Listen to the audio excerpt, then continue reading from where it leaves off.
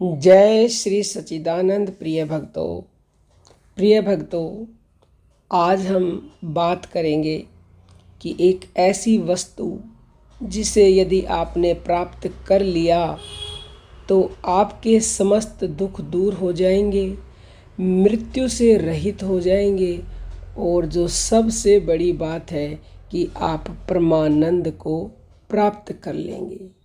यदि आप परमानंद को प्राप्त करना चाहते हो तो वीडियो के अंत तक बने रहिएगा, क्योंकि बहुत ही गूढ़ बातें वीडियो में बताई जाती हैं और वह न जाने कब बताई जाए, शुरुआत में, बीच में, अंत में, हर समय में ही गूढ़ता होती है। तो आपको अंत तक सुनना बहुत ही ज़रूरी है और सुनने के बाद करना तो उससे भी अधिक ज़रूरी है, क्योंकि करेंगे नहीं कुछ भी लाभ नहीं होगा। जिसके लिए संतों ने स्पष्ट कह दिया है कि कथनी मीठी खांड सी करनी विष की लो, कथनी छोड़ करनी करे विष से अमृत होए। यानी कि कथनी यानी कि कहना, लोग कहते कहते रहते हैं और कथनी मीठी उनकी खांड जैसी भी लगती है, यानी कि बोलने में वो बड़े ही अच्छा बोलते हैं, लेकिन कथनी मीठी खांड सी करनी विष की लो।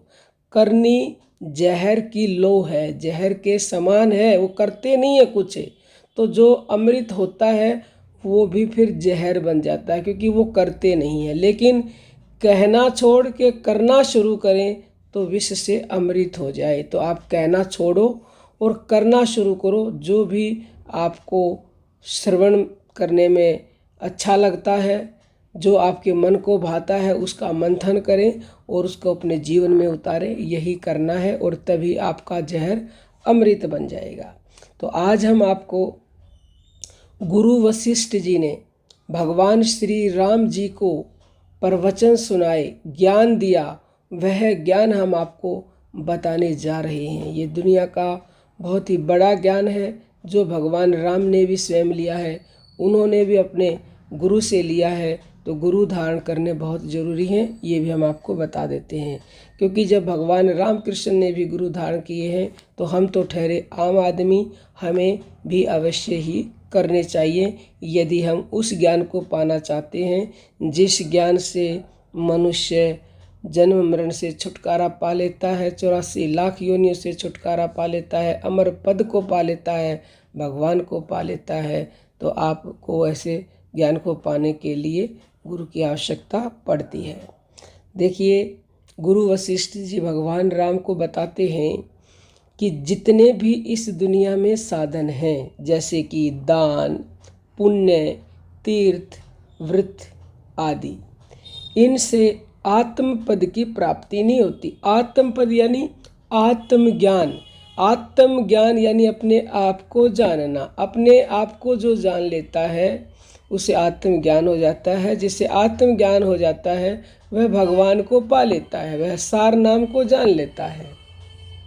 तो आगे वह कहते हैं कि साधु संग करके ही आत्मपद की प्राप्ति होती है। अर्थात बाह्य जितने भी साधन हैं उन साधनों से आत्मज्ञान की प्राप्ति कदापि नहीं हो सकती। किससे हो सकती है? साधु संग से, यानी कि गुरु की शरण से, साधुओं का सत्संग सुनने से।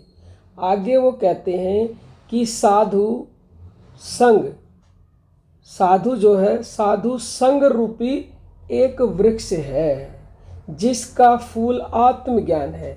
जब फूल खिलता है तो सबको अच्छा लगता है।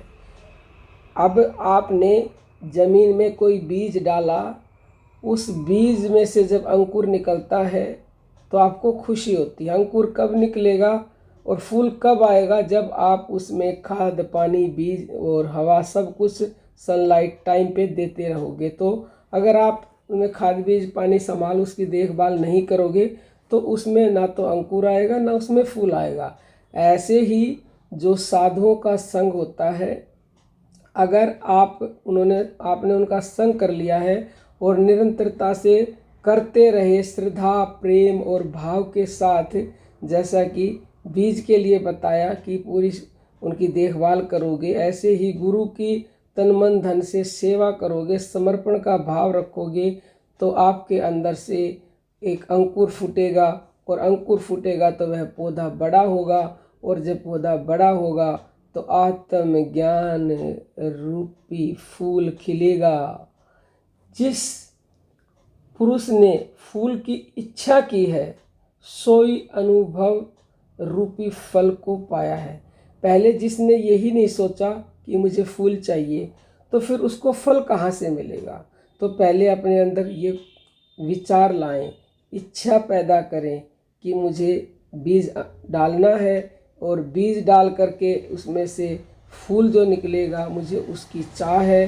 फूल की चाह करेंगे तो फल की प्राप्ति भी अवश्य ही आपको हो जाएगी 100%। इसलिए आगे कहते हैं कि जो पुरुष आत्मानंद से रहित है, यानी कि जिसको आत्मज्ञान नहीं हुआ, सो साधु संग पाकर आत्मानंद से पूर्ण होता है।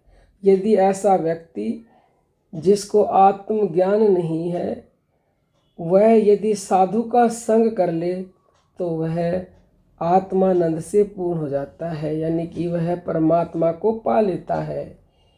जीव जो अज्ञान करके मृत्यु को प्राप्त होता है, सो साधु संग से ज्ञान पाकर अमर पद को पाता है।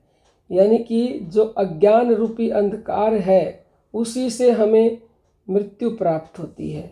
यदि हम उस अज्ञान को दूर कर दें साधुओं का संग करके, तो हम मृत्यु से दूर चले जाएंगे, यानी कि मृत्यु हमें परेशान नहीं कर सकती, जीते जी हम मुक्ति पा लेते हैं। जो लोग नाना प्रकार की आपदाओं से दुखी हैं, सो संतों का संग पाकर संपत्ता को पाते हैं। यानी कि जिनके जीवन में बहुत बहुत ज़्यादा कष्ट हैं, दुख हैं, वो लोग संतों का संग करते हैं तो उनके सभी दूर हो जाते हैं, उनको भारी संपदा मिल जाती है सुख शांति की। आपदा रूपी कमल को नाश करने हारा सत्संग रूपी तुषार पाला है। यानी कि दुखों की जो माला है आपके जीवन में, जो कभी चेन टूटती ही नहीं है, उसको यदि आप तोड़ना चाहते हो तो आपको संतों का संग करना ही पड़ेगा। संतों के संग से आपके दुख रूपी माला नष्ट भ्रष्ट हो जाएगी। संतों की संगत से ही आत्मबुद्धि उत्पन्न होती है, तभी मनुष्य दुख और मृत्यु से रहित होकर परमानंद को प्राप्त होता है। संतों का जो संग होता है उसी से आपकी जो बुद्धि अभी दुर्बुद्धि है वो सद्बुद्धि में बदल जाती है, और जब सद्बुद्धि में बदल जाती है तो आपके का जो दुख है वो सब अपने आप ही फिर दूर होने लग जाते हैं। आप अपने आप ही भगवान से फिर जुड़ने लग जाते हो, भगवान के पाने के रास्ते पर निरंतरता से चलना शुरू कर देते हो, क्योंकि अभी जो आपकी बुद्धि है वो दुर्बुद्धि है, सात्विक नहीं है। जैसे ही साधुओं का संग करते हो, सत्संग सुनते हो, तो आपके अंदर एक जागृति पैदा होती है, आपकी बुद्धि सात्विक होने लगती है। तो आपको संतों का संग अवश्य करना है। देखिए ये कहा गया है कि सत्संग है मान सरोवर, सभी सुखों की खान बंदे, और सत्संग से ही मिलते हैं सचमुच ही भगवान बंदे। जो सत्संग है यानी जो संतों का संग है वो मानसरोवर बताया गया है, वो सुखों की खान बताई गई है, और उसी से ही लग गया तो बात 100% पक्की हो गई, उसी से आपको भगवान मिलेंगे। वैसे तो सत्संग मतलब परमात्मा के लिए कहा गया कि सत्य का संग, लेकिन जो संतों का संग होता है वो भी सत्य का ही संग होता है, क्योंकि जो संत होते हैं वो भगवान से भी बढ़कर बताए गए हैं। भगवान अपने भक्तों के वश में होते हैं, तो संत से आप जो भी चाहे वो संत आपको देंगे, आपका दुख दूर करेंगे, आपकी व्यथा मिटेंगे, आपको भगवान की प्राप्ति वो करवा कर ही रहेंगे। तो आप निरंतर संतों का संग करने का प्रयास करें। गुरु वशिष्ठ जी कहते हैं कि हे राम जी, संत की संगत करने से ज्ञान रूपी दीपक जलता है, और अज्ञान रूपी अंधकार नष्ट हो जाता है।